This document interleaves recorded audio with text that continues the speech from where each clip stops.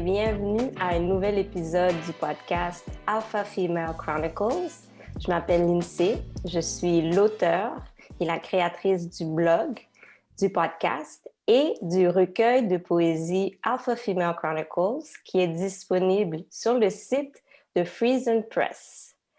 Aujourd'hui, j'ai le plaisir encore une fois d'avoir Luni parmi nous.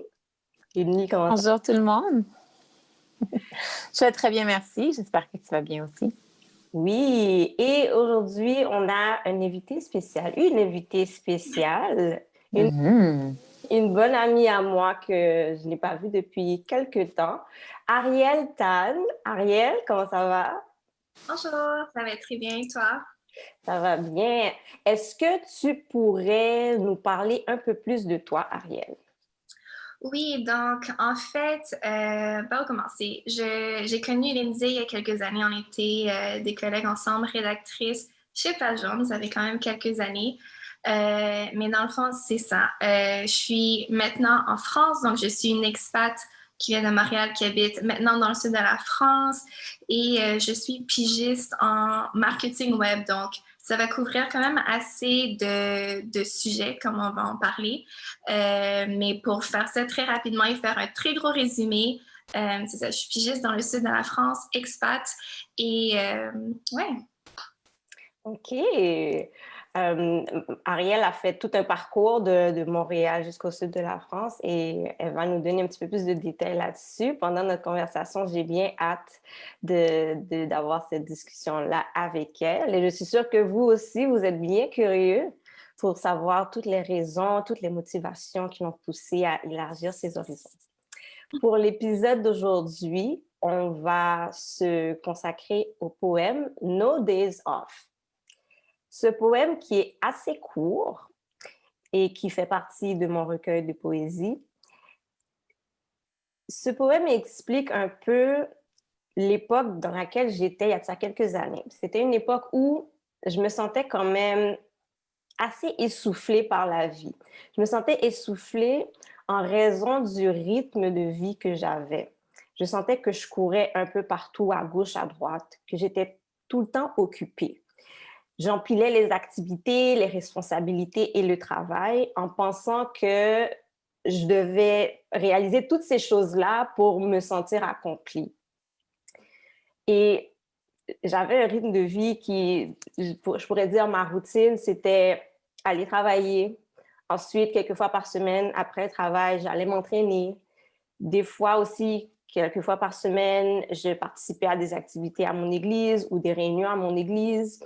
Alors, j'avais pas vraiment de temps juste pour m'arrêter, pour m'asseoir sur mon sofa, tranquille pour quelques heures et juste décompresser. Alors, j'avais un rythme de vie quand même assez effréné, puis j'avais vraiment l'impression que plus j'étais occupée, plus j'étais accomplie, plus j'étais une femme accomplie.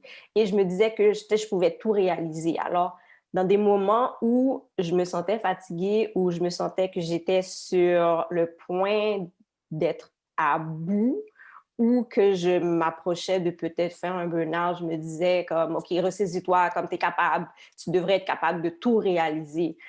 Alors, ça affectait un peu comme ma vision des choses. Puis, j'avais l'impression que je vivais un style de vie no days off, comme no days off. Pas de journée pour juste se reposer, se ressourcer, mais que j'étais toujours en action. Comme mon corps ne pouvait pas rester à une place, il fallait toujours que j'aille faire quelque chose, des commissions. Il n'y avait pas moyen pour moi de rester en place. Puis mon cerveau avait juste besoin d'un peu de calme, mais mon corps, on dirait, mon corps et mon cerveau, c'est deux choses qui sont, la plupart du temps, jamais capables de s'entendre. Il y en a un qui veut faire quelque chose, l'autre veut faire quelque chose complètement différent.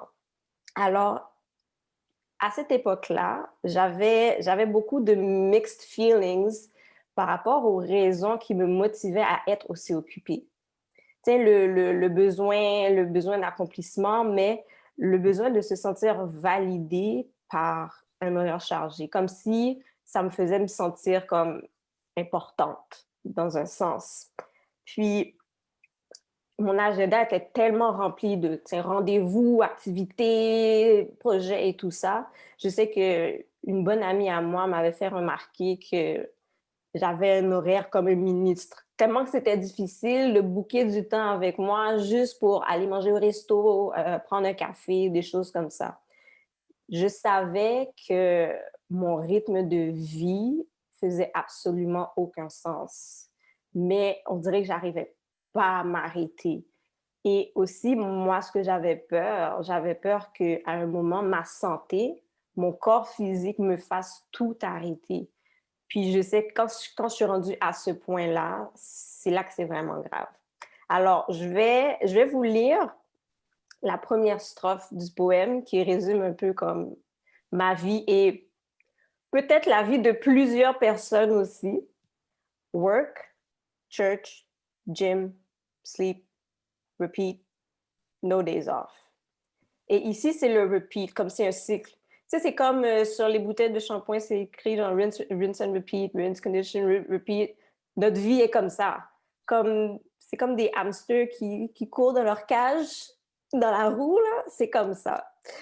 Alors, j'aimerais savoir, Ariel, toi qui connais un peu ce que c'est d'avoir un rythme de vie quand même assez occupé.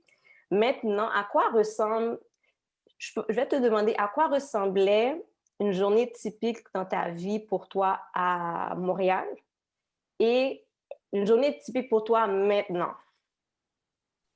Donc, en fait, quand j'étais à Montréal, c'était juste avant que je me lance en tant que travailleur autonome.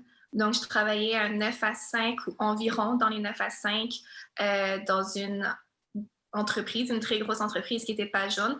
Et ensuite, j'étais en agence qui est très différent qu'une entreprise parce que vous savez, en agence marketing, on ne fait pas vraiment du 40 heures semaine, ça va au-delà du 40 heures semaine.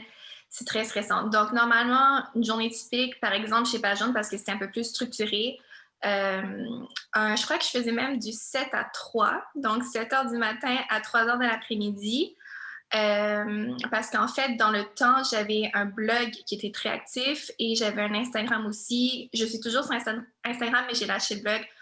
Donc, en fait, le fait de travailler aussitôt me permettait de finir à 15 heures et de me laisser une très bonne partie de l'après-midi et de la soirée pour soit aller m'entraîner comme toi, Lindsay, soit faire mon travail sur le blog et sur Instagram, donc faire de la création de contenu, que ce soit pour shooter des photos, écrire des articles de blog, écrire des captions Instagram ou attend vraiment beaucoup d'événements. Dans le temps, il n'y avait pas de pandémie, donc je crois que ça pouvait même aller dans les périodes estivales ou au niveau des fêtes, ça pouvait même aller à 3 événements par semaine. Donc, me déplacer, y aller, préparer les stories et tout. Donc, ça, en fait, c'était une semaine typique à Montréal. Donc, il y avait même des journées où je partais vers 6h30 du matin pour me rendre au boulot à 7h du matin. Et si j'avais un événement, je pouvais revenir à la maison vers 20h, 21h. Évidemment, quand on a une journée aussi chargée, on n'a pas vraiment le temps de se reposer. On n'a pas vraiment le temps de bien manger non plus. Donc, c'était très fatigant. Maintenant, en ce moment, en France et en étant travailleur autonome, mes journées sont beaucoup plus relaxes. Il faut aussi dire que mes clients sont montréalais, donc mon horaire va shifter.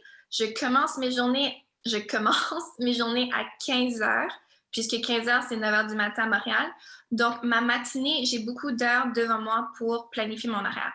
Donc, ça va être soit travailler sur les projets de mes clients, si jamais on a vraiment beaucoup de choses à faire, ou ça va être de shooter justement pour Instagram et YouTube, ou ça va être tout simplement de relaxer. Je pense que comme tu disais, Lindsay, avant, je ne prenais pas vraiment le temps de me reposer ou de laisser mon corps se reposer et tout. Et j'ai eu quelques problèmes de santé par rapport à ça. Donc, j'ai vraiment appris à ce niveau-là. Donc, je me laisse peut-être 1 heure ou 2, soit de me faire un café et lire. J'aime beaucoup lire et me donner une petite pause des écrans parce qu'évidemment, en travaillant dans le web, je suis toujours sur mon cell ou sur mon laptop. Sinon, faire un peu de yoga, faire un peu de mini-workout à la maison, prendre de l'air sur la terrasse. Donc, c'est vraiment la différence entre les deux. C'est que maintenant, je prends le temps de prendre soin de moi et de mon esprit. Donc, oui, une journée typique, je dirais que je commence mes appels avec Montréal à 15h et je finis aux alentours de 19h, 20h. OK. Oh, c'est intéressant de voir comment tu gères ta vie et que tu gères tes clients qui sont à cause du Montréalais, ouais. décalage horaire, tes clients montréalais, c'est vraiment intéressant. Ludmilla, peux-tu nous parler d'une journée typique dans ta vie? Ben moi, j'ai vraiment, c'est fou parce que comme, tu sais, je vous entends parler, puis je me rends compte qu'on a quand même, étant donné qu'on a vraiment travaillé aussi en collaboration par certains moments, on a vraiment un horaire qui se suit, genre, beaucoup. Donc, moi, je travaille toujours pour une grande institution financière. Donc, mon horaire, à l'époque, était de 9 à 5. Puis, c'est ça, je travaillais comme collaboratrice sur le magazine avec toi, l'INSEE. Je travaille aussi en tant que collaboratrice sur un autre blog. Donc, mes journées passaient vraiment, c'est comme à partir, tu sais, même au bureau, en plus de mon travail de bureau, souvent, j'étais en train d'écrire des articles, soit pour des lancements de nouveaux produits ou par rapport, dans le fond, faire un compte-rendu sur des événements médias auxquels j'avais assisté. Euh, il y avait aussi, c'est ça, faire des entrevues pour le magazine ou pour le blog, tout dépendant de ce que j'avais sur ma planche, faire de la correction de texte. Donc, ça, c'était dans mon 9 à 5, en plus de mon travail régulier. Par la suite, souvent, si dans le fond, j'avais la possibilité, ben, ce serait soit me présenter à un événement média, ou deux ou trois, tout dépendant de ce qu'il y avait à l'horaire. Euh, Puis, comme vous le savez, j'ai une fille, dans le fond, de 11 ans maintenant, mais à l'époque, elle était beaucoup plus jeune. Donc, il y avait vraiment aussi dans le fond, ce défi de plus, dans le fond, c'est vraiment de m'occuper de ma fille. Tu sais, essayer de vraiment jongler le rôle de mère, le rôle d'employée à temps plein, le rôle de blogueur et tout ça. Puis, encore là, comme vous avez dit, c'est vraiment ça, dans le fond, sans nécessairement prendre le temps de se reposer. Tu sais, je me levais à 6 heures le matin, puis des fois, je n'étais pas chez moi avant 21 heures, 22 heures, des fois même 23 heures. Dans le monde du média et tout, malheureusement, des fois, il y a les relationnistes qui demandent à ce que l'article soit rendu le lendemain. Donc, tu arrives à la maison, tu es fatigué, mais tu sais que tu dois mettre toutes les idées par rapport à l'événement ou quoi que ce soit sur papier pour que ce soit prêt à corriger et à envoyer dès le lendemain matin. Fait que ça faisait beaucoup de nuits blanches. Euh, donc, c'est ça. Puis, éventuellement, ben, j'ai été même jusqu'à rajouter un emploi à temps partiel à cet horaire déjà effréné. Euh, donc, ça faisait vraiment des semaines extrêmement occupées. Puis, je ne vous cacherai pas que dès la minute, admettons un samedi où ce que je savais que, OK, j'ai pas d'article à écrire, je vais peut-être travailler à mon deuxième emploi, mais comme pas avant 16h, 17h, ce bloc d'heures à partir du moment où je me réveille, où je dois reprendre mes activités, c'était un bloc d'heures où j'étais absolument incapable de bouger, de sortir de mon lit. Ça me prenait comme 1 à 2 heures avant que je me sente capable de comme me reprendre en main, me lever, puis tout. Une chance pour moi que ma fille, elle aime dormir aussi. Donc, ça faisait des matins assez calmes. Euh, mais c'est ça, une journée typique dans ce temps-là, c'était vraiment ça. Dans le fond, c'était tous les jours quelque chose, toutes les heures quelque chose presque. Beaucoup moins de temps pour moi. Maintenant, j'ai vraiment pris du recul, puis mon corps m'a dit attends une minute, là, ça marche pas, on peut pas continuer comme ça. Donc, j'ai pas eu le choix, dans le fond, de vraiment ralentir énormément. Donc, j'ai toujours, dans le fond, mon emploi à temps plein. Maintenant, je travaille de 8 à 4 heures. Donc, ça fait que j'ai quand même une bonne, assez d'heures dans ma soirée pour m'organiser. Je suis en mesure de passer beaucoup plus de temps de qualité avec ma fille, avec ma famille, avec mes amis. J'ai une entreprise Je suis copropriétaire d'une entreprise en soins esthétiques. Donc, étant donné que j'ai cette nouvelle bannière, l'avantage, par contre, c'est que je suis capable de faire mon horaire et vraiment de planifier les moments dans lesquels je veux servir la clientèle. Puis voici, comme aujourd'hui, je me mets 3 heures pour vous rencontrer des clients. Fait que c'est dans l'intérieur de ces 3 heures-là que comme ça, tout se fait. Puis après ça, je décroche, ça finit là et tout. Fait que c'est ça. OK. Quand même, je me rappelle des dernières années quand on avait travaillé ensemble l'UNI, les événements qui s'enchaînaient. Je me rappelle aussi, Ariel, on était allés à quelques événements ensemble à l'époque et puis, passer la journée à travailler. Ensuite, tu te dépêches un peu pour te préparer ou bien t'arrives au travail déjà comme cute. Face beat. Your face is beat at work. Puis, tout de suite après, tu vas à un lancement, tu vas à un événement. Puis, à la fin de la journée, tu rentres chez toi, puis t'es comme, est-ce que ça vaut encore la peine? Est-ce que ça vaut la peine? Parce que ce que les gens comprennent pas, c'est que oui, être invité à des événements, à des lancements de produits, ouverture de magasins, blablabla, c'est très glamorous. Tu vas là, there's beautiful people, on te donne des goodie bags, c'est fun. C'est juste que ça représente seulement 1% de l'industrie, de tout ce que représente l'industrie. Le reste, là, c'est tout du grind, du hustle, du PR, du schmoozing. C'est du travail. Comme Ludmilla expliquait, quand tu rentres chez toi après un événement, tu dois rédiger l'article parce que souvent, il faut qu'il soit prêt le lendemain. Alors, le travail là, comme que tu dois faire ne prend pas en considération toutes les heures de travail que tu as déjà comme dans ton corps. Tu t'es réveillé depuis tôt le matin, peut-être 6 heures ou 5 heures, et puis tu arrives chez toi, il est 10 heures, 10 heures et demie, puis tu dois quand même fournir. Tu dois fournir, tu dois produire. Alors, à la longue, ça épuise tellement, puis je vais parler pour moi. À un certain moment, j'ai développé un dégoût pour les événements. Il y avait un temps, j'allais juste plus aux événements parce que je me suis dit, bon, je vais y aller. Je vais faire un acte de passage pour dire que j'étais là. Je vais récolter les informations que j'ai besoin pour faire un article. Et puis ensuite, je vais rentrer chez moi, puis c'est tout. Mais il y a des gens que, pour eux, comment dirais-je, ils vivent de ça. Ils vivent d'aller dans les événements.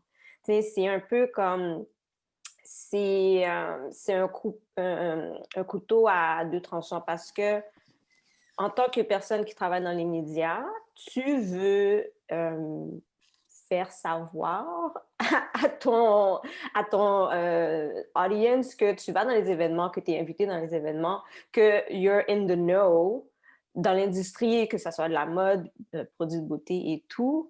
Mais dans un autre sens, c'est comme toujours aller dans les événements. Tu te demandes pourquoi je vais dans les événements. Est-ce que je vais dans les événements pour qu'on me voie ou est-ce que j'y vais vraiment pour créer des comment dirais-je, des like relationships avec soit des fournisseurs ou bien des gens qui travaillent en PR pour certaines compagnies, pour certaines marques. C'est des choses qu'il faut toujours comme se demander. J'aimerais vous lire une autre strophe du poème. Keep grinding, keep running, go and get it. Get what? Alors, ce paragraphe-là résume un peu comme qu'est-ce qui nous motive, qu'est-ce qu'on souhaite chercher. C'est quand on est présent dans les événements, quand on accepte genre des invitations ou bien des demandes de, je sais pas moi, faire un review d'un produit ou juste le fait d'être souvent à la merci des agents de relations publiques de d'autres entreprises ou de d'autres marques. C'est comme si, après un certain temps, tu ne travailles plus pour le plaisir d'établir un blog ou d'établir comme, je ne sais pas moi, pigiste ou bien chroniqueur. c'est comme si tu es toujours à la merci des événements, tu es toujours à la merci d'un agent de relations publiques. Si tu perds un peu l'essence de la raison pour laquelle tu t'es lancé dans un blog ou bien tu t'es lancé comme influenceur. Il y a une chose que j'aimerais parler avec vous, c'est ce concept Team No Sleep. Selon vous, est-ce que ça en vaut vraiment la peine? Ludmille? Absolument pas. Non, c'est ça. Écoute, je faisais partie de la Team No Sleep, bien malgré moi. Tu sais, à travers, comme j'expliquais tantôt, à travers tout tout ce que je faisais, dans le fond, la charge que je m'étais mise sur les épaules, mais avec ça vient le stress, n'est-ce pas? Et comme vous savez, le stress ne choisit pas comment il se manifeste. En fait, le stress choisit comment il se manifeste plutôt. Donc, ça arrivait souvent que c'est comme, je pourrais rentrer à la maison, genre, mettons, une bonne journée, je vais rentrer comme à 20 heures, me sentir fatiguée, je me disais, OK, bon, 21h30 au lit, dodo. Je me couche à 21h30, puis 3h30 du matin, je suis toujours pas endormie. Ou bien, j'allais m'endormir vers 22h. Et 2 heures du matin, pouf, j'ai les yeux grands ouverts, full blast d'énergie. Pourquoi? Parce que, dans le fond, bien que je sois en train de dormir, mon esprit continue à tourner, mon esprit continue à réfléchir. Je suis en train de calculer, je suis en train de manager mon horaire, dans le fond, dans ma tête. Fait que ça n'arrête pas. Fait que le Team No Sleep, là, ça a l'air vraiment super jet set comme hashtag. Mais je peux vous dire honnêtement, je peux vous dire honnêtement que ce n'est vraiment pas glamorous. C'est dur, dans le fond, de sortir de là. Mais dans le fond, je suis heureuse d'avoir retrouvé mon sommeil. C'est vraiment quelque chose que j'apprécie énormément. Puis on s'en rend pas compte, dans le fond, tu sais, des petites choses de la vie, dans le fond, qui ont l'air vraiment, qu'on prend vraiment pour acquis jusqu'à temps qu'on commence à en manquer.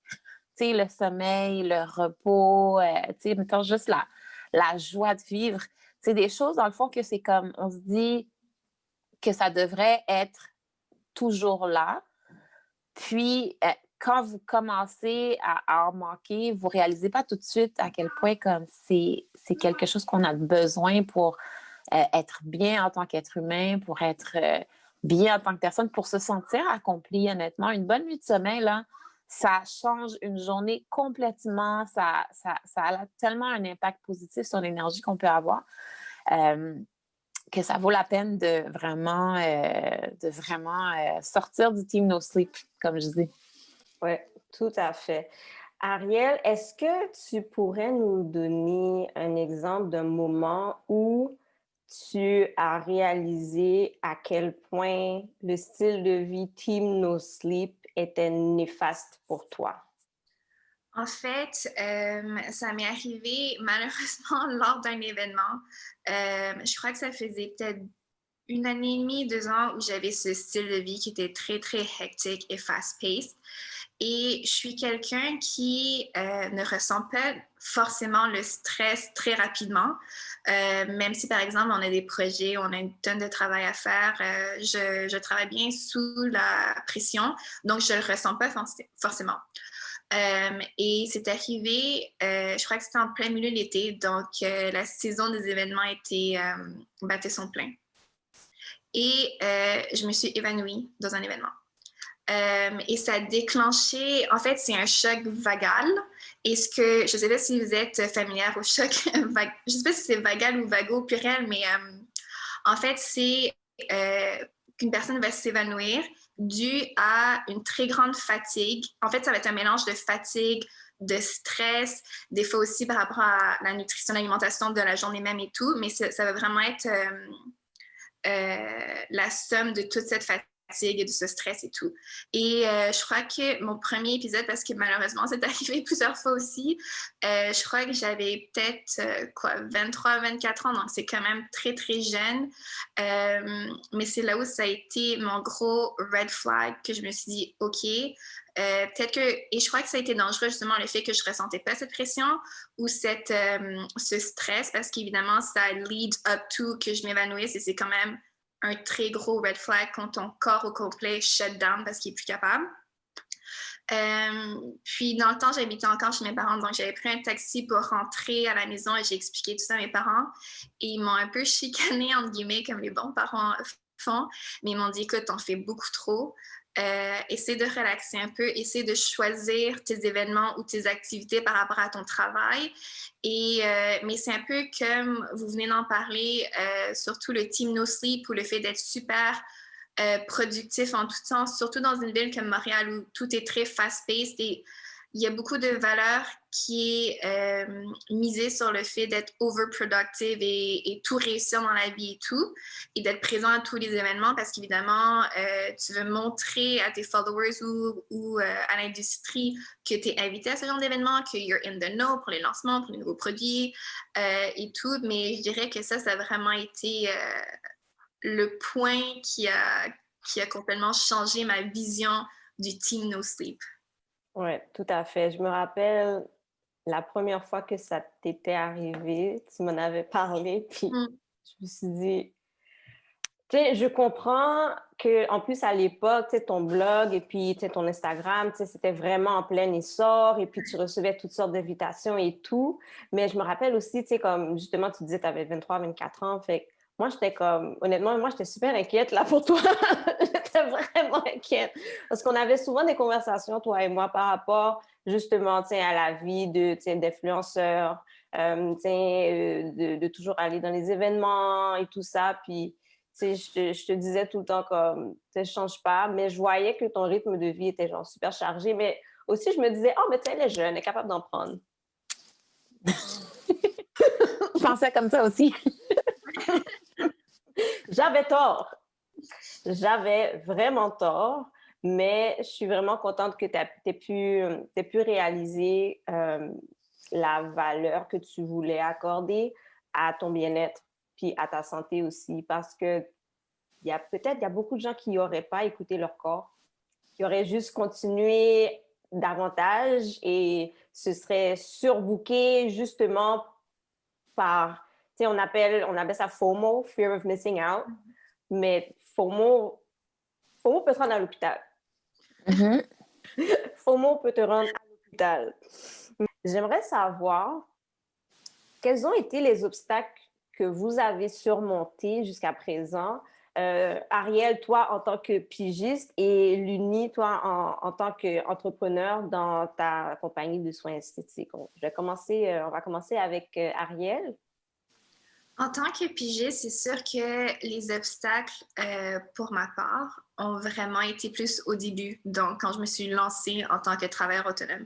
Le tout premier obstacle, je pense que tout le monde est un peu au courant, c'est qu'il y a énormément de pigistes dans l'industrie, donc vraiment de développer non seulement son réseau de contacts, de clients, etc.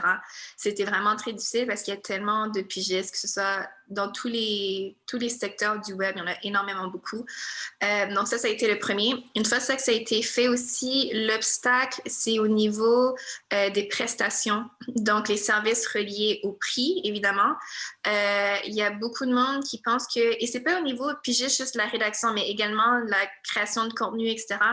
Tout le monde pense que vu que c'est par passion ou que c'est, je dirais, une carrière qui est très libérale et non traditionnelle, beaucoup de gens pensent que c'est soit gratuit ou que les tarifs sont très peu élevés. Et ils ne comprennent pas forcément le temps, l'effort, la qualification, donc tous nos certificats, toute notre éducation, etc., l'expérience. Donc ça a été un très grand obstacle aussi. Je crois qu'à Montréal, à Montréal, c'est un peu plus facile qu'en France parce que c'est une ville et une culture qui est un peu plus nouvelle. Donc, tout ce qui est le web, ils sont un peu plus conscients du travail que ça prend qu'en France, parce qu'en France, je peux vous dire que, surtout dans le Sud, ils ne comprennent pas trop que c'est un métier, en fait. Donc, ça aussi, ça a été un obstacle. Et après, évidemment, tout ce qui est l'instabilité, entre guillemets, du fait d'être travailleur autonome, parce qu'évidemment, on peut avoir un client très rapidement comme on peut le perdre très rapidement. Oui, il faut faire des contrats, mais déjà là, il n'y a pas tout le monde qui les respecte. Sinon aussi, on n'a pas forcément d'assurance. Alors, il y a tout ce côté avantages sociaux qui n'est pas aussi présent, par exemple, qu'un emploi en entreprise. L'instabilité aussi au niveau des horaires, la gestion d'horaires. Donc, en fait, c'est tous ces obstacles que j'ai dû surmonter au début de ma carrière en tant que travailleur autonome. Là, ça va beaucoup mieux. Mais je pense que ouais, c'était les plus gros obstacles. OK. Et toi, Ludmille? Moi, je dirais que les obstacles, justement, à surmonter étaient plus des obstacles personnels. Donc, tu sais, comme je l'avais dit tout à l'heure, comme je l'avais mentionné, le fait de vraiment faire un choix conscient, puis justement de ralentir mon rythme de vie et de vraiment, tu sais, m'asseoir avec moi-même puis faire une rétrospection, à savoir, OK, est-ce que je veux, tu sais, continuer dans les médias? Est-ce que quelle qualité de vie je veux avoir pour moi-même et pour ma fille. Si je garde, mettons, le train de vie que j'ai en ce moment, comment est-ce que ça va affecter tout le reste? Puis, ça, comme Ariel, moi aussi, j'ai souffert de choc vagal. Puis, ça est arrivé à plusieurs reprises, à plusieurs endroits, tout aussi embarrassant les uns que les autres. Donc, il y avait ça aussi, je devais prendre ma santé en ligne de compte. Donc, quand j'ai décidé de me lancer en entreprise, c'était vraiment, tu sais, encore là, tu sais, m'asseoir avec moi-même, puis, tu sais, de mettre, tu sais, les choses au clair pour moi. Tu sais, quel genre d'horaire est-ce que je voulais avoir? Est-ce que, tu sais, quel genre de relation est-ce que j'aurais avec mon entreprise, avec mes clients et tout. Puis, c'est ça, comme... puis de là, partir de là à ce moment-là pour prendre cette décision-là. Outre ça, sinon, c'est comme tout ce qui est lancement d'entreprise. Tu as la gestion de ton temps, tout ce qui est publicité, entretenir les relations avec des clients potentiels, avec des partenaires potentiels aussi, la mise en place de l'entreprise, puis tout ça, il y avait tout ce qui était coût associé à ça, fait que c'était vraiment, OK, ben, je vais devoir faire quelques heures supplémentaires par-ci, par-là pour pouvoir ramasser pas la mise de fonds, mais les fonds nécessaires au cas où on a besoin de faire une dépense liée à l'entreprise qu'on n'avait pas nécessairement déjà budgété pour. Mais sinon, ça va énormément bien maintenant. Ça va beaucoup mieux. C'est côté santé, côté professionnel également. Donc, c'est ça. Les obstacles, c'était vraiment, en majorité, c'était vraiment des obstacles personnels. Professionnellement, ben comme, tu sais, on gère. Okay. Ariel, selon toi, qu'est-ce que tu as appris sur ta personne depuis que tu t'es dévouée davantage à ton travail? Je pense que la première chose, ça a été de remettre un peu mes priorités en place, surtout quand on passe de travailler dans une très grande entreprise à une agence, à être seule en tant que travailleur autonome. Donc, il y a non seulement mes capacités à travailler seule, mais aussi à, comme on en parlait avant, de faire beaucoup de gestion. Je pense qu'au niveau aussi d'être très honnête avec soi-même, ça a été quelque chose de super important par rapport non seulement à la charge de travail qu'un projet peut prendre ou qu'un client, les relations avec les clients peuvent demander, l'éthique de travail aussi. Donc, je pense que c'est toutes ces capacités, autant au développement professionnel que personnel, parce que franchement, de partir sa propre compagnie, c'est quand même un gros retournement. Mais je dirais que ouais, vraiment revendre mes priorités, mon éthique de travail, mes capacités, on apprend davantage aussi sur mes limites. On vient toujours d'en parler, mais justement, on n'arrêtait pas de prendre beaucoup de projets puis de travailler des horaires de fou. Donc, être vraiment honnête avec soi-même, se dire, OK, ça, je peux prendre ce projet-là, mais celui-là, ça risque de trop me prendre du temps, trop me fatiguer et tout. Donc, ça va vraiment être à ce niveau-là que j'en ai beaucoup plus appris par rapport à ma personne. OK. Et toi, Ludmille? Ben, ce que j'ai appris, honnêtement, c'est ça, comme Ariel a dit, c'est vraiment à, à revoir ses limites, ses capacités et à être aussi capable de dire non. Ça, là, c'est vraiment, je me suis rendu compte que ça, dans le monde média, puis tout, tu te sens comme un peu obligé de dire oui à tout. Pour, tu sais, comme ne pas manquer une opportunité, pour ne pas manquer un lancement, un événement ou quelque chose que tu penses qui va être gros puis qui va possiblement, tu sais, te mettre sur la carte. Fait que c'est vraiment quelque chose que j'ai dû apprendre une fois que j'ai commencé à transitionner, apprendre à dire non et apprendre aussi à demander de l'aide. Si nécessaire, dans le fond. Ça, c'était une autre chose, dans le fond, que pour moi, c'était un peu difficile de demander de l'aide, dans le fond. Et, tu sais, ça met beaucoup de choses en perspective quand tu passes d'un comportement à un autre, puis tu vois à quel point, genre, ça fait toute une différence la facilité à laquelle tu gères beaucoup mieux, dans le fond, même tes émotions, tu gères beaucoup mieux ta vie quand tu es capable de justement mettre ces 3 choses-là en place. C'est respecter tes limites, apprendre à dire non et demander de l'aide lorsque nécessaire. Pour moi, c'est ce que j'ai appris à faire depuis, dans le fond, que j'ai transitionné. Puis, tu sais, ça m'a permis aussi justement de vraiment apprécier d'apprécier ce que je fais au quotidien, dans le fond. Ça l'a mis cela de l'avant, beaucoup. Oui, c'est un très bon point. Je vais un peu partager ce que moi, j'ai réalisé. Bon, il y a de ça quelques années, tu sais, je m'occupais d'un blog slash magazine. Et quand j'ai commencé ça, j'étais très, tu sais, j'étais très enthousiaste. Pour moi, c'était comme, c'est mon nouveau projet, mon petit bébé. Alors, tu sais, j'étais contente d'avoir, tu sais, une équipe de collaborateurs, tu sais, de fournir un contenu original. Tu sais, oui, c'est sûr, tu sais, développer des relations d'affaires avec différentes personnalités publiques ou des artistes ou des gens dans l'industrie de la mode et tout ça, c'était, pour moi, c'était encore fun au début. Puis l'aspect développer des relations d'affaires, c'est quelque chose que j'aimais, mais plus les années avançaient, plus le travail demandait comme de plus en plus pour moi de mon temps. Je me suis rendu compte que mon style de vie ne fitait pas avec le style de vie d'un blogueur. Je ne sais pas si vous comprenez un peu. Tu sais, le fait de toujours avoir à être vu, d'aller dans les événements, puis il y a un côté là-dedans qui est, c'est sûr, qui est un peu superficiel. Puis moi, j'avais toujours la difficulté à concilier ça avec qui j'étais vraiment.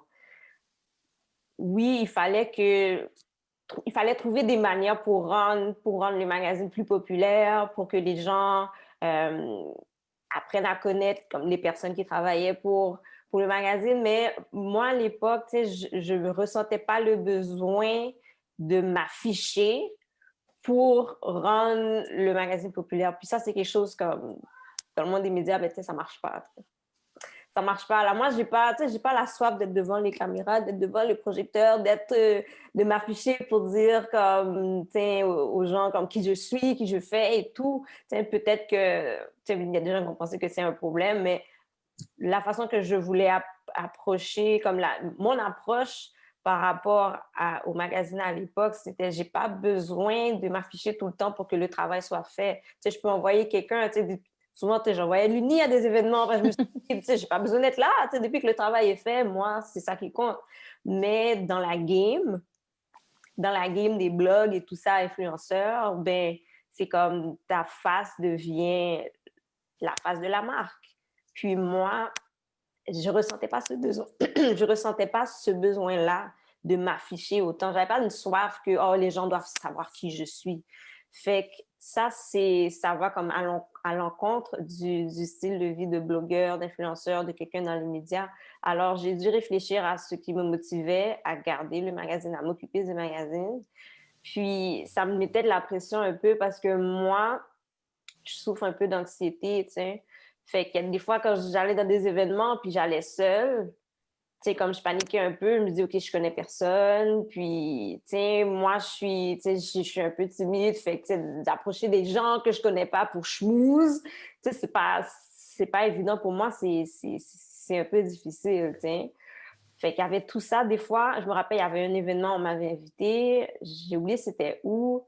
C'était comme un petit peu avant, genre, le temps des fêtes, il y a ça quelques années. Puis, j'allais me préparer pour y aller. Puis, j'ai comme eu une crise de panique. Puis, finalement, je suis pas allée. J'étais chez moi dans ma chambre. Puis, j'étais comme, I can't go. Je peux pas. Je connais personne. Je sais pas quoi mettre. I don't fit in with these people. Puis, j'ai comme paniqué. Je crois que j'ai appelé ma sœur pour qu'elle essaie de comme me calmer un peu. Puis, elle m'a écouté, je lui ai expliqué tout ce que je ressentais. Puis elle m'a dit, c'est correct, tu n'es pas obligé d'y aller. Reste chez toi, c'est correct. Puis, dans un sens, je sentais comme si j'avais un peu échoué à ma mission en tant que genre rédactrice en chef du magazine, du blog, parce que, justement, j'étais pas tout le temps dans les événements. J'étais pas comme, on prenait pas ma photo pour ensuite la mettre sur Instagram pour me taguer, comme ça les gens savaient, ah oui, elle va dans tel événement, ah ok, je faisais pas ça. Puis je me sentais un peu coupable, jusqu'à temps que je réalise que, tu sais quoi, j'ai pas à me sentir coupable, parce que si ça ne fit pas avec qui je suis, ben, c'est pas grave. T'sais, j'ai pas à me conformer à cette idée de comment je devrais vivre ma vie ou comment je devrais comme m'appliquer dans mon travail juste parce que je travaille dans les médias. Alors, ça a été pour moi quelque chose de difficile, une décision difficile à prendre de step away du magazine. Mais j'étais contente parce que finalement, j'ai décidé de respecter mes propres valeurs et d'aller à mon propre rythme aussi. Mais ça a été quand même une décision qui a été assez difficile à prendre, mais c'est quelque chose que je ne regrette pas. Quand vous pensez à vos débuts, soit en tant que chroniqueuse, blogueuse, quelle est la chose que vous ferez différemment? À part de dormir plus,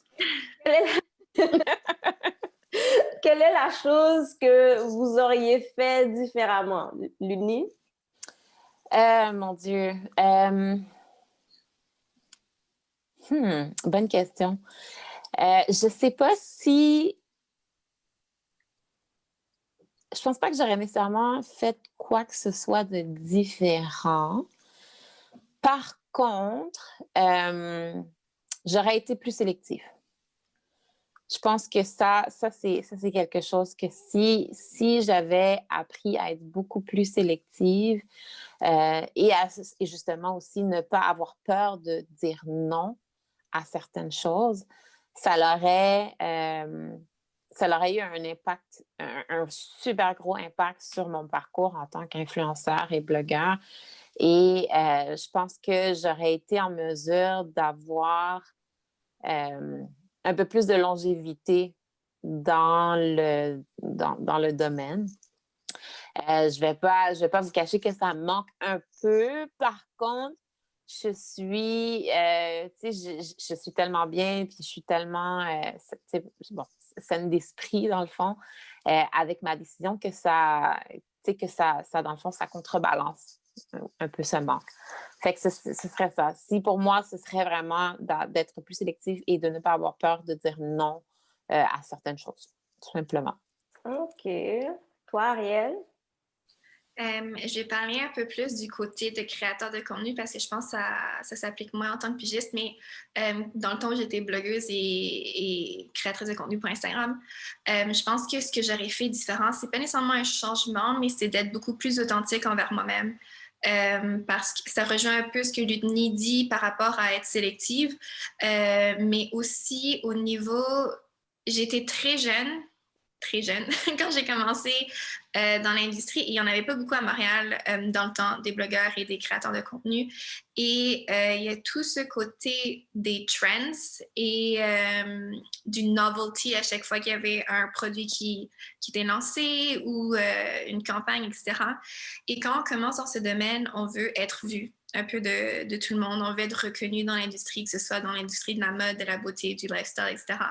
Et donc, on a tendance à créer du contenu par rapport à cette caractéristique d'être trendy, parce que tout le monde en parle, quand ça ne va pas forcément te représenter ou refléter tes intérêts, tes vraies passions et tes vraies valeurs. Et je crois que si on regarde, par exemple, mon feed Instagram et on regarde mes premières photos et mes collaborations, comparativement à juste avant que je parte pour la France et maintenant en France aussi, on voit vraiment une distinction entre le type de contenu et les types de collaborations dans les marques avec lesquelles je travaille.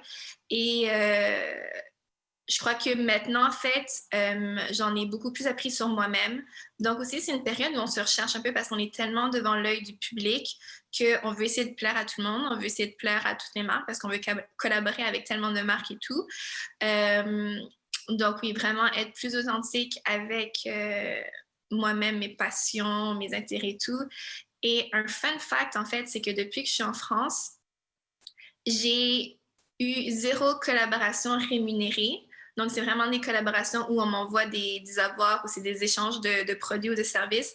Mais je trouve que mon contenu reflète beaucoup plus ma personne, mes passions, mes intérêts et le type de contenu que je fais aussi est beaucoup plus dans la même lignée que mon style.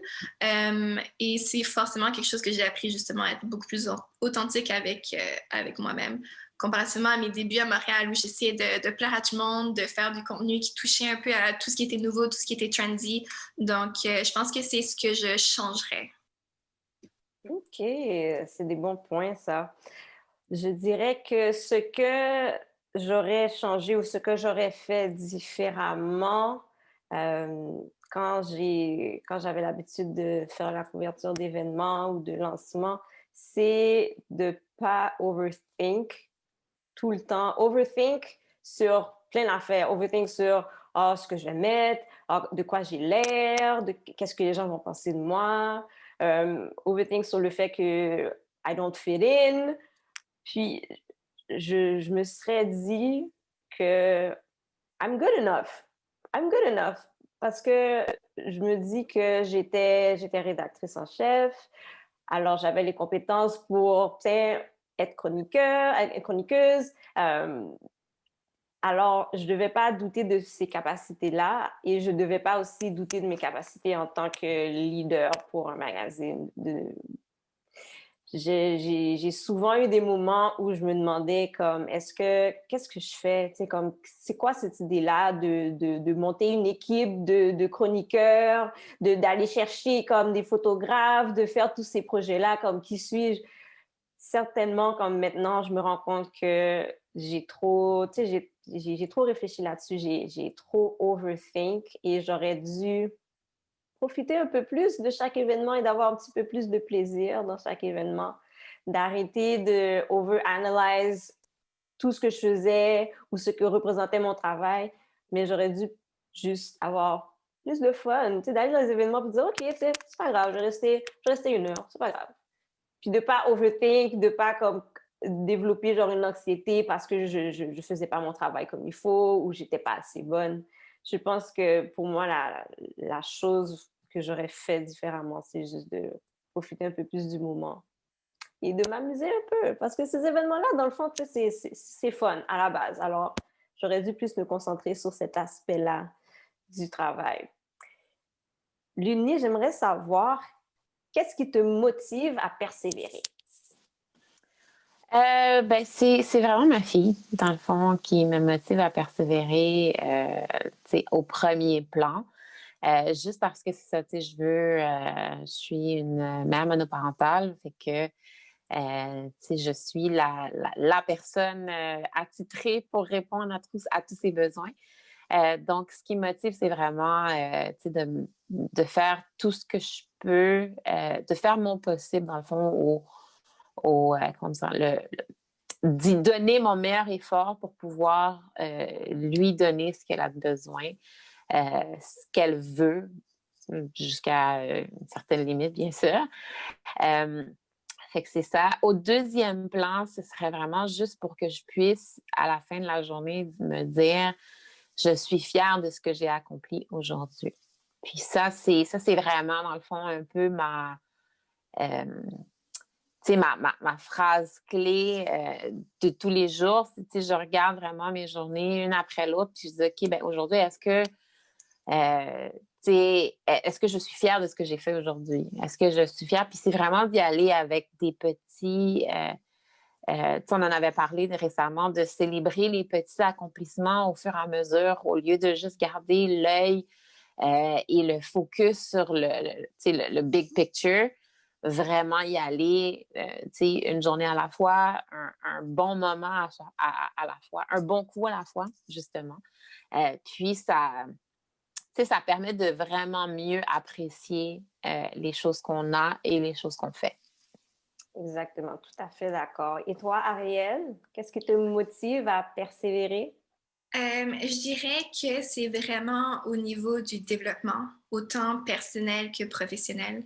Je suis quelqu'un qui, je l'étais, je le suis vraiment encore, j'ai de la difficulté à prendre du temps pour juste me reposer et tout, parce que je veux toujours apprendre quelque chose de nouveau. Donc, et je crois que surtout en travaillant dans une agence de marketing ou dans le web, où il y a toujours des nouveautés, non seulement dans les sujets, mais aussi dans les plateformes, dans les types de features, je veux dire, même dans l'actualité et tout. Donc, c'est vraiment le développement personnel, donc dans ma vie vraiment privée, sociale et professionnelle avec le monde de la pige et tout. Je crois que j'ai soif de connaissances, pas seulement non plus dans ces deux industries, mais juste en général. Des fois, je vais même prendre des cours on the side de mes passions, par exemple l'histoire de l'art, etc. Donc, c'est vraiment, je crois que c'est la soif de connaissances, c'est juste de pouvoir en apprendre davantage sur la culture, sur l'actualité et tout.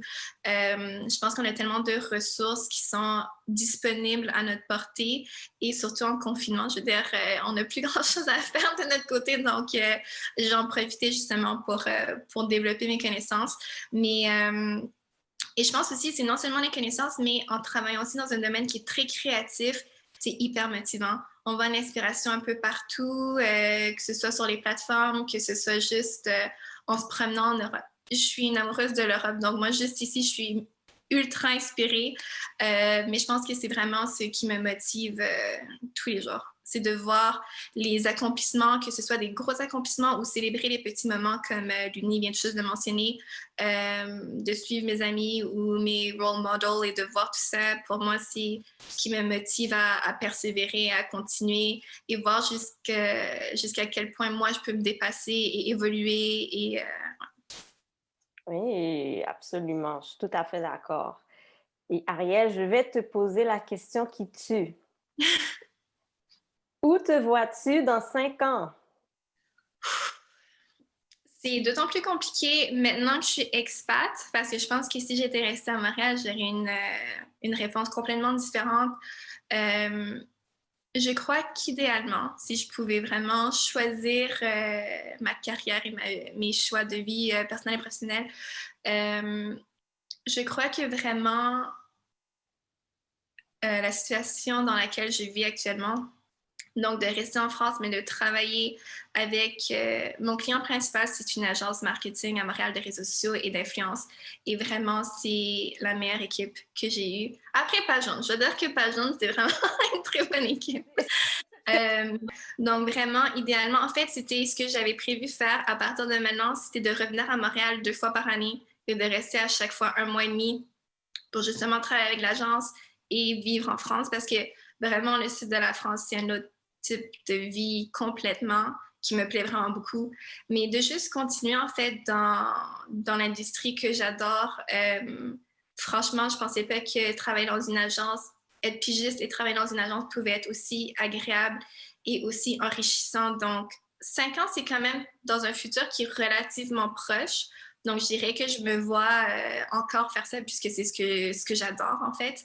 Et de continuer mes plateformes personnelles parce que c'est vraiment une plateforme où on a une très belle communauté de partage et qui est très, très positive. Je sais que des fois, les réseaux sociaux sont un peu vus, et surtout dans le climat actuel, qui peut être très négatif. Donc, de garder ce type de plateforme. Mais je pense que dans les 5 ans, je me vois encore en train de faire ce que je fais actuellement, mais évidemment avec peut-être quelques améliorations ou développements un peu plus poussés. OK.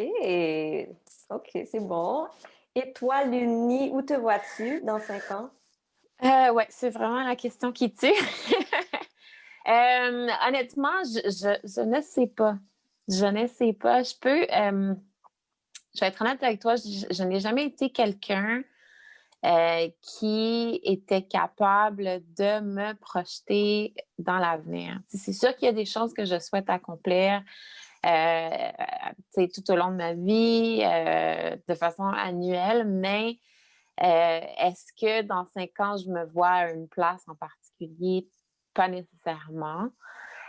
Donc, ça reste dans les airs ce qui va se passer dans 5 ans. Par contre, j'espère être encore comme plus ferme dans mes convictions et toujours garder la même mentalité, à savoir de mettre mes besoins au premier plan, les besoins de ma fille au premier plan, pour que vraiment que je puisse justement honorer les choses qui sont importantes pour moi et continuer à faire les choses qui me font plaisir, que ce soit mon travail en ce moment avec au bureau, le développement de mon entreprise. Puis, sait-on jamais, peut-être un retour, un retour aux médias et à l'écriture, si possible. Fait que c'est ça. OK, c'est quand même un bon plan. Puis c'est bien que tu restes aussi ouverte d'esprit et ouverte à la possibilité de n'importe quel changement qui pourront subvenir aussi dans 5 ans. Non, exactement. À voir comment 2020 est allé jusqu'à maintenant. Tout le monde aurait eu besoin d'ouverture d'esprit cette année. Fait que on apprend. Oui, on apprend, ça c'est sûr. C'est sûr qu'on apprend avec 2020. Écoutez, les filles, c'est toujours un plaisir de parler avec vous. Puis aussi, les fois qu'on a pu collaborer ensemble dans le passé, ça a toujours été un plaisir et ça a toujours été très facile de travailler avec vous. Ce que j'aime beaucoup chez vous, les filles, c'est que malgré le fait que justement, vous avez travaillé dans mon médias, les blogs, vous êtes toujours aussi terre à terre. Vous êtes toujours aussi, vous avez une facilité d'approche, vous êtes ouverte d'esprit et vous êtes des personnes qui, c'est toujours agréable d'être avec vous, d'être en votre présence et que le glitz et le glam de la vie d'influenceur, de chroniqueur ne vous a jamais changé. Alors, ce que je vous dis, c'est ne changez pas. Ne changez pas. Restez. Toi non plus. Mais c'est vrai, ne changez pas. Vous êtes toujours aussi gentil, aimable que vous l'avez été quand je vous ai connu au tout début.